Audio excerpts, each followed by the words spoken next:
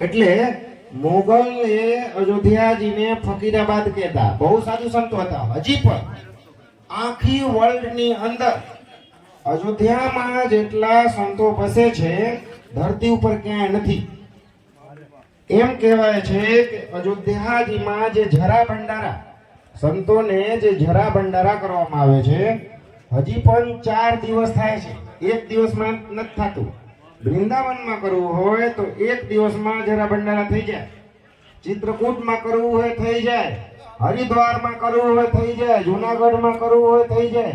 બીજા જે અન્ય તીર્થો છે ભારતની અંદર મહત્વ ધરાવે છે એ બધી જગ્યાએ એક દીમાં જરા ભંડારા થાય. પણ શ્રી અયોધ્યા ધામમાં 4 દિવસમાં હાલની તકે પણ થાય છે. કેમ કે એટલા બધા સંતો છે કે એક દિવસમાં વ્યવસ્થા ન થઈ શકે એટલે એને 4 પટ્ટી 4 વિભાગ પાડવામાં આવે છે.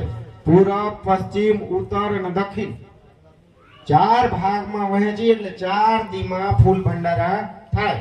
અયોધ્યામાં હજી પણ એટલા સંતો છે. વર્લ્ડમાં બસેલા જેટલા સનાતનીઓ છે, હિન્દુઓ છે અને મારા ભાઈ બહેન જે સનાતન છે ને ઈ જ શાશ્વત છે. જય હો બાપુ.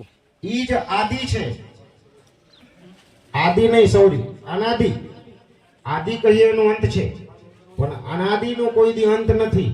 અને જે અનંત છે ઈ જ ઈશ્વર છે. જેનું નાશ નથી ઈ જ ઈશ્વર છે. જે નાશવર છે ઈશ્વર નો થઈ શકે. એક વાતની ધ્યાન રાખજો. આજથી 1,81,49,000 વર્ષ પહેલા એટલા 1,81,49,000 વર્ષ પહેલા શ્રી રામચંદ્રજી અવતાર લીધા. અત્યારે જેને ખબર નથી ને કોઈ 10,000 વર્ષ, કોઈ 12,000 વર્ષ, મને તો ના આવે. આ ધ્યાન કર્યા વગર કેમ આવે? કેમ કે આ કયો ચોકડી ચાલે છે? આ 28મું ચોકડી ચાલે છે. રામચંદ્રજી કયો ચોકડીમાં અવતાર લીધા હતા? 24માં ચોકડીમાં. એક ચોકડી કેટલા વર્ષના હોય?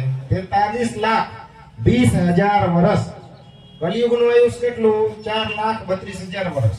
એને ડબલ તમે દ્વાપર કરો એટલે 8,64,000 વર્ષ દ્વાપરનું આયુષ્ય છે. એને 3 ગણા કરો ત્રેતાનું, 4 ગણા કરશો સતયુગનું એટલે 43,20,000 વર્ષનું એક ચતુર્યુગી થાય છે. તો તમે 43,20,000 ગણે 4 કરો. પછી એમાં આખી દ્વાપર 8,64,000 વર્ષ જોડી લ્યો અને આ કલિયુગના 5,000 વર્ષ જોડી લ્યો એટલે 1,81,49,000 વર્ષ રામચંદ્રજીનું થાય છે. જય હો બાપુ, જય હો. ભગવાન કૃષ્ણે આ જ દ્વાપરમાં અવતાર લીધો. એમનું 5,000 વર્ષથી. મહાત્મા બુદ્ધને 2,500 વર્ષથી થોડુંક ઉપર 2,600 વર્ષની આજુબાજુ થયું. એનું કારણ